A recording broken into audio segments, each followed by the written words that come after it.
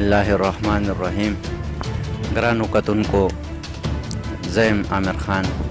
نن موږ راغلیو پېښور ته راغلیو ستاسو یو دروند میلمه سره ملاقات کول غواړو.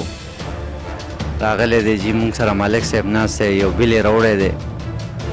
نن زموږ دا کوم پروګرام چې دی دا د بیلونو حوالې سره دی.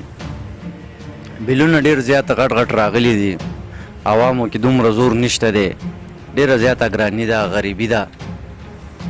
څوک د کور کاري ورکړي، که بیلونه جمع کړي، که خېټې له اوړه پیدا کړي.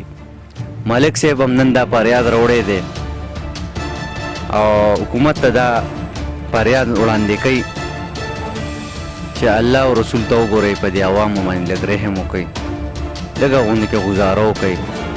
راځئ موږ سره اوسئ. السلام علیکم.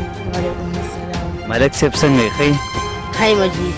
ملک صاحب نن دې بیا څه فریاد راوړی دی یاره؟ جی یاره بیلونو حوالې سره تاسو سره د خپلې خبرې شریک کوم. زمونږ یو ګاونډي دی، یو وکره 3 سیګانډي وکره 10 وکره کولر پین دي.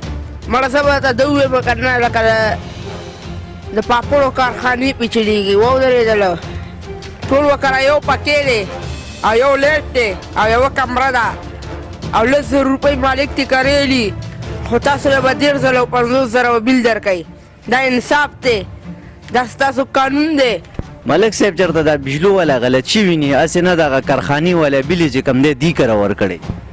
جی بس ما ته ښکاري چېرته دا دوی نیونې شوي نه دي. دا تر ننه کومه پورې د حکومت نه یې روغ شوي، تر د هغه پورې به دا دوکې به وي.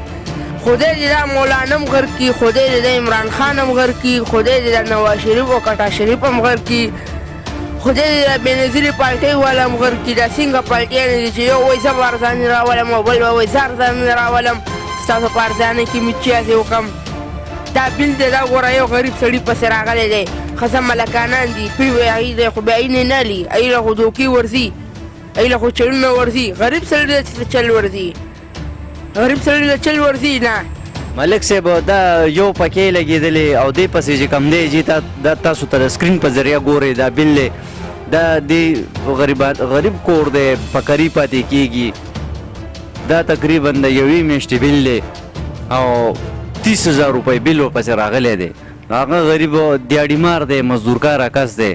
دا فریاد یې ملک له راوړی چې ملک صاحب دا بیل راغلی دی او دا تاسو په دې لږ تاسو لږ معلومات وکړئ. جی بس دا بیل دی، خو دا بیل مونږ ته کمی نه کمی، مونږ به دا بیلونه در د هغه پورې نه ورکوو چې تر کومه پورې زمونږ حکومت نه یې روغ خو نه.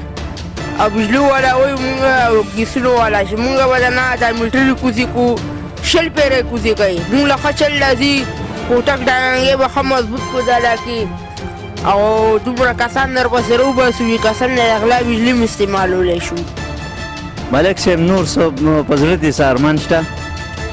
جی پړه مې دا ارمان دی چې بس دا صرف دا ځانونه راولئ ودرېدل، مونږ ته رزق ارزان کوي، مونږ په کیمرو په موبایلونو په دې څه وکړو. ملک صاحب د وینا مقصد همدا دی چې تاسو کم سرمایه‌داره خلک دي، هغې له لینونه ورکړي دي، هغې له تارونه ورکړي دي، د غلا بجلیان استعمالوي، هغې ته هېڅ هم نشته دی. یو غریب سړي یو پکې ولګولو بس هغه ګناهګار شو، هغه ته 30,000 روپۍ بیل ورپسې رالو.